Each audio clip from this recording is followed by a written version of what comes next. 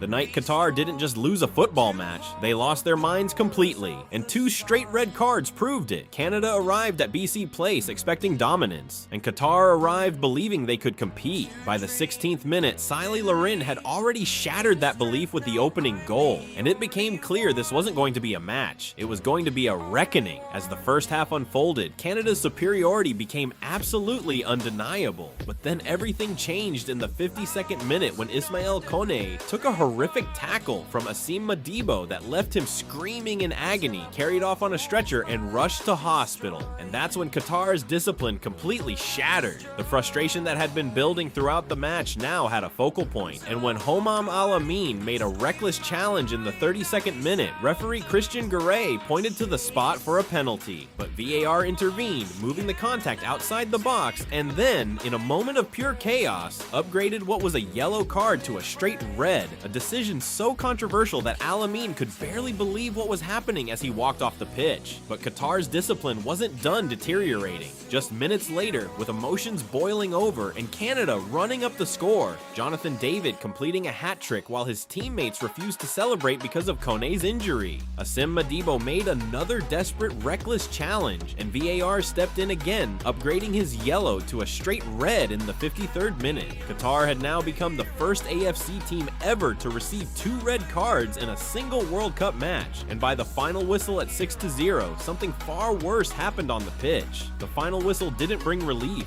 it brought chaos. Players and staff from both teams engaged in a physical brawl right there on the pitch, a shocking eruption that showed exactly how far this match had spiraled. Qatar didn't just lose a game, they lost control. This wasn't just a 6-0 defeat, this was the night Canada made World Cup history with their largest ever victory margin, the night Jonathan David became the first Canadian to score a World Cup hat trick, and the night Qatar's tournament completely imploded. They became a cautionary tale. When frustration meets dominance, discipline dies. And for a team already under immense pressure, 2 red cards in one match didn't just cost them 3 points, it cost them their reputation. So here's the question: did Canada's dominance break Qatar's minds, or did Qatar simply expose what happens when a team can't handle adversity? Drop your take below.